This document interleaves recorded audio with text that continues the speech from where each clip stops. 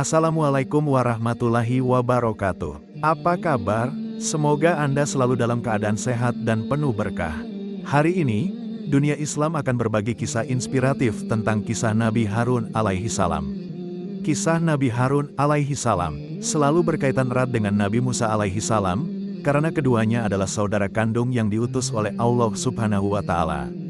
Sebagai nabi dan rasul, Allah memberikan tugas kepada Nabi Musa sebagai pemimpin utama, sedangkan Nabi Harun mendampingi saudaranya dalam menyampaikan dakwah. Keistimewaan Nabi Harun adalah kepandaiannya dalam berbicara dan kelembutan dalam menyampaikan pesan, yang menjadi faktor penting dalam keberhasilan dakwah mereka. Dalam setiap perjalanan dakwah, Nabi Harun menjadi penyeimbang bagi Nabi Musa, sehingga keduanya menjadi pasangan yang sangat solid dalam menjalankan tugas dari Allah. Nabi Harun adalah keturunan keempat dari Nabi Yakub, dan berasal dari keluarga yang mulia. Ayahnya bernama Amram atau Imran, seorang keturunan Lewi, putra ketiga Nabi Yakub alaihi salam. Silsilah lengkapnya adalah Harun bin Amram, Imran bin Kehat, Kohits bin Lewi bin Yakub. Dari pasangan Amram, lahir 3 orang anak, yaitu Maryam, Harun, dan Musa. Nabi Harun alaihi salam adalah anak yang cerdas dan bijaksana. Allah menganugerahkan kepandaian berbicara kepada Nabi Harun sehingga ia menjadi pendamping yang sangat sesuai untuk Nabi Musa yang memiliki kelemahan dalam hal berbicara. Ketika Allah mengutus Nabi Musa sebagai nabi dan rasul, Nabi Musa merasa bahwa ia membutuhkan pendamping dalam menjalankan tugas besar ini.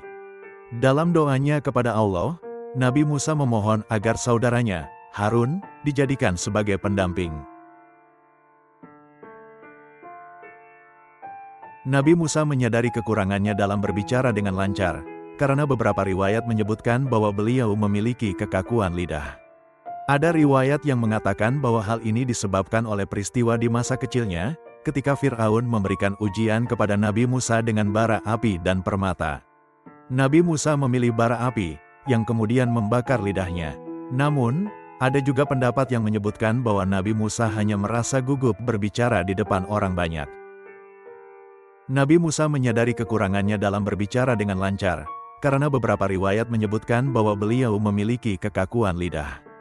Ada riwayat yang mengatakan bahwa hal ini disebabkan oleh peristiwa di masa kecilnya, ketika Fir'aun memberikan ujian kepada Nabi Musa dengan bara api dan permata. Nabi Musa memilih bara api, yang kemudian membakar lidahnya. Namun, ada juga pendapat yang menyebutkan bahwa Nabi Musa hanya merasa gugup berbicara di depan orang banyak. Nabi Musa menyadari kekurangannya dalam berbicara dengan lancar, karena beberapa riwayat menyebutkan bahwa beliau memiliki kekakuan lidah. Ada riwayat yang mengatakan bahwa hal ini disebabkan oleh peristiwa di masa kecilnya, ketika Fir'aun memberikan ujian kepada Nabi Musa dengan bara api dan permata. Nabi Musa memilih bara api, yang kemudian membakar lidahnya. Namun, ada juga pendapat yang menyebutkan bahwa Nabi Musa hanya merasa gugup berbicara di depan orang banyak. Ketika Nabi Musa harus pergi ke Bukit Sinai untuk menerima wahyu Allah dan menjalankan ibadah selama 40 hari, Nabi Harun diangkat sebagai pemimpin sementara bagi Bani Israel. Nabi Harun menjalankan tugasnya dengan penuh tanggung jawab dan terus berusaha mengingatkan Bani Israel untuk tetap berada di jalan Allah. Sebelum kepergiannya, Nabi Musa telah mempercayakan kepemimpinan ini kepada Nabi Harun. Namun, pada masa tersebut, seorang bernama Samiri muncul dengan niat jahat untuk menyesatkan kaum Bani Israel.